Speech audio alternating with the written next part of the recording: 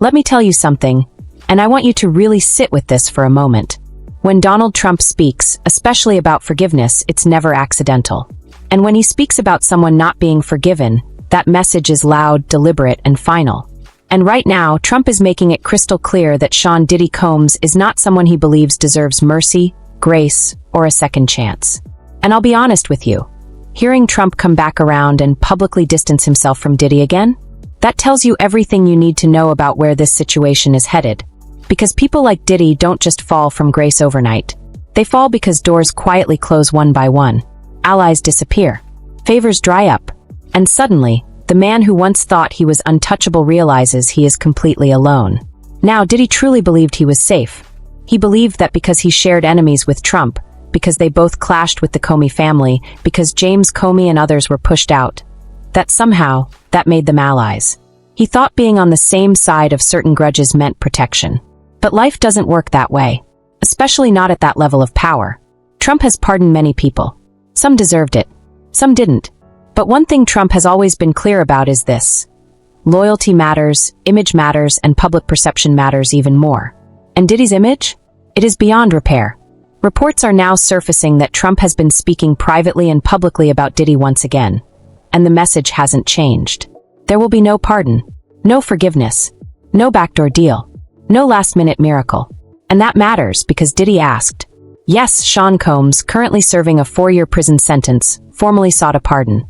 He believed that letter, handwritten, emotional, pleading, would move mountains. That somehow if Trump read it, he would soften. But let's be real. This is not a movie. This is not a fairy tale. This is not redemption theater. Trump has reportedly said, very plainly, that Diddy does not deserve forgiveness. No double talk. No political dance. Just a flat rejection. And for someone like Diddy, who built his entire life on control, influence, and intimidation, that kind of rejection cuts deep. And for those watching closely, especially those of us who have lived long enough to recognize patterns, this feels familiar. Powerful men often believe consequences are for other people. They believe money insulates them, fame protects them, connections save them, until one day none of it works anymore. And that's where Diddy is now. He once envisioned himself walking back into the spotlight. A triumphant return, maybe even a massive Madison Square Garden event, surrounded by applause, forgiveness, and selective memory. That fantasy is gone. Completely gone. Because when the President of the United States publicly refuses to forgive you, when he makes it clear there will be no pardon, that door doesn't reopen. And let's be clear, for years is already merciful considering what Diddy was facing. Life-altering charges, total asset seizure, complete professional erasure. And yet, even with that reduced sentence, he's still pushing, still demanding more, still believing he's owed something. That entitlement is exactly why so many people believe he should still be behind bars longer. And the reality is, while Diddy sits in prison, his empire is quietly being dismantled. His finances are no longer his. Oversight firms like TriStar are involved. Every dollar is watched. Every request is reviewed. Even his children can't access money without approval. That's not freedom. That's containment. And this is why Trump's refusal matters so much. Because it signals something deeper. The system is done protecting him. For those who believe accountability still matters, especially those who've watched powerful men escape consequences their entire lives, this moment feels significant. This isn't revenge. This is reality catching up. And this is only the beginning. Now let's talk about what really happens when the cameras shut off, the headlines move on, and a powerful man is left alone with the consequences of his own actions.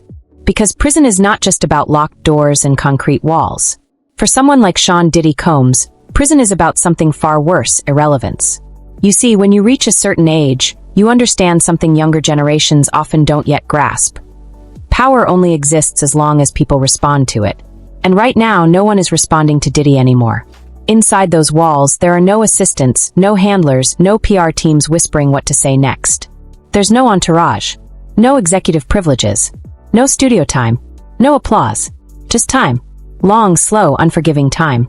And time has a way of forcing reflection, whether a person wants it or not. Diddy built his entire identity around movement, control, intimidation, and dominance. He controlled rooms. He controlled careers. He controlled narratives. And now, he controls nothing. Even the simplest requests require permission. Even basic communication is monitored. That kind of loss doesn't just humble a person, it fractures them. And while he sits there watching the world move on without him, something else is happening quietly but decisively. His financial power is being dismantled piece by piece. Let's talk about the money, because that's always been the real source of his influence. Diddy was never just famous. He was funded, and now that funding is no longer his to command. Oversight firms like TriStar are involved, meaning every transaction is scrutinized. Every invoice is questioned. Every request can be denied. His children, who once lived with unrestricted access, now need approvals. Imagine that, an empire so vast that it once felt untouchable, now reduced to paperwork and permission slips. This isn't just financial oversight. This is containment. And here's something people don't like to talk about, but older audiences understand all too well. When the money dries up, the loyalty disappears. The phone stops ringing. Invitations vanish. Support becomes silence. People who once praised him publicly now distance themselves privately. People who once benefited from his generosity now quietly erase their association.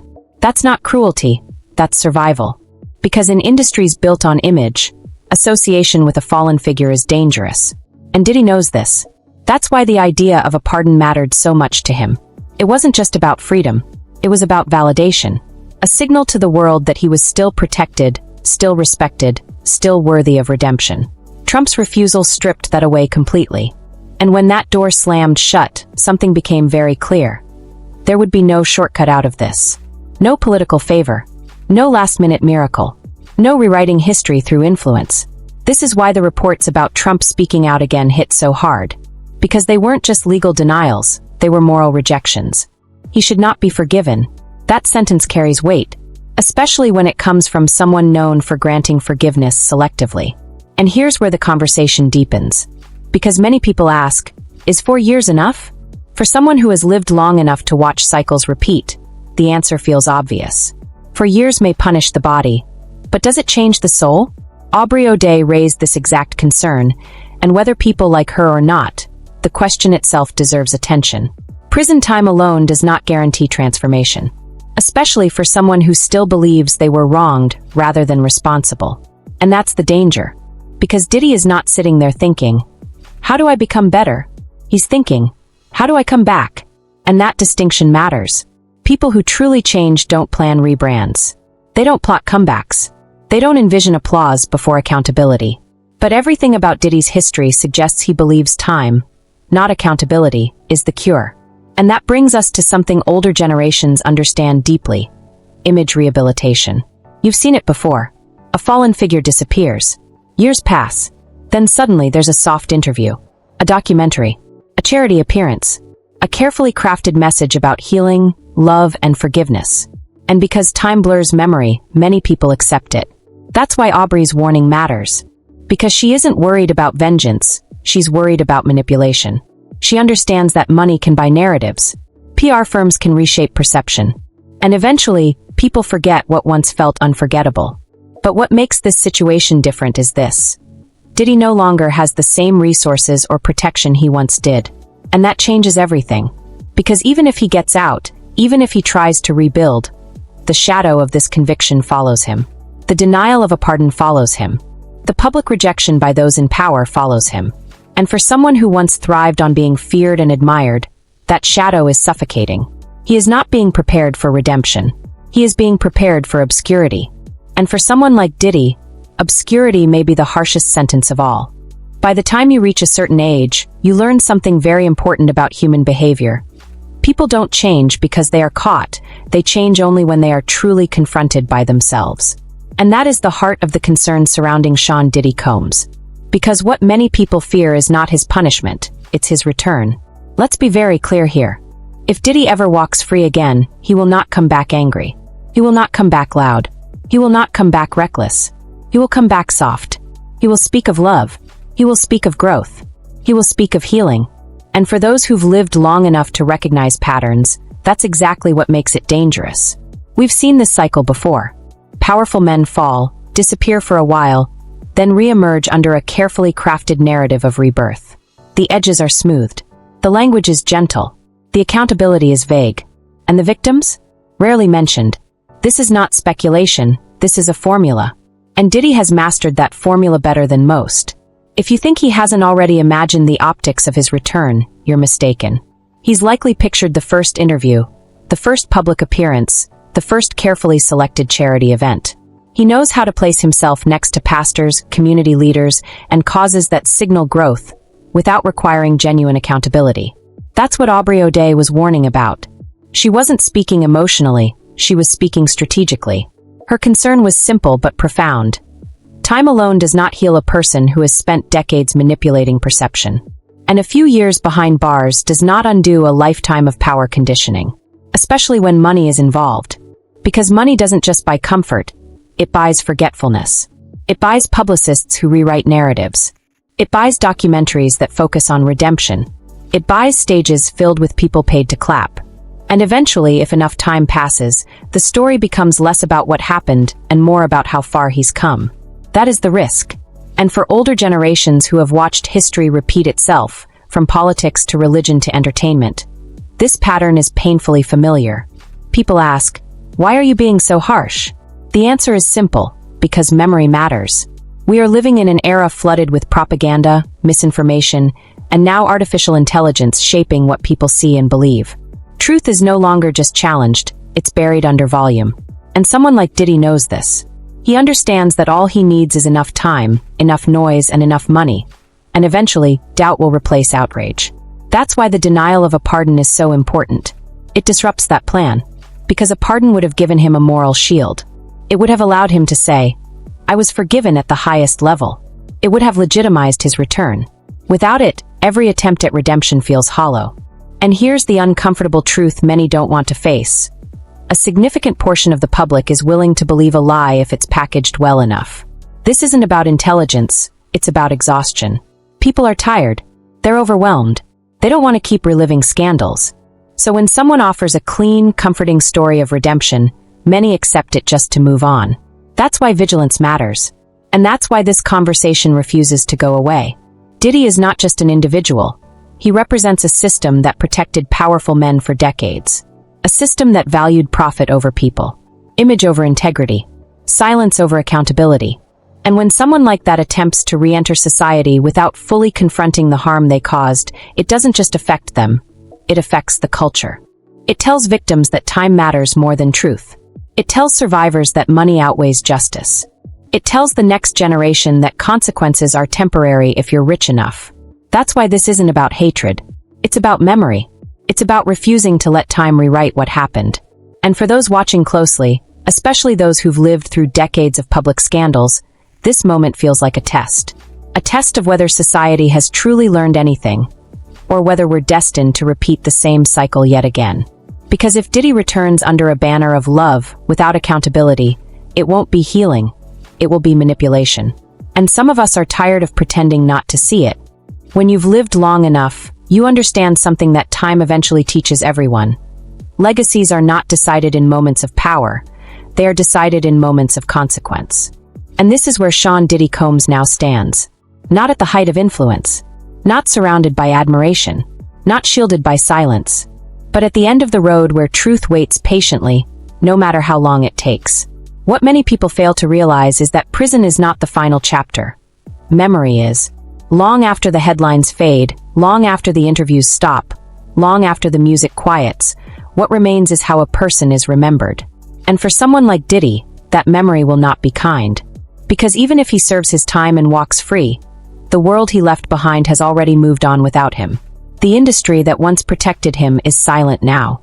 Not because it suddenly grew a conscience, but because association has become dangerous. Silence, in this case, is not loyalty. It is abandonment. And older generations recognize this kind of silence immediately.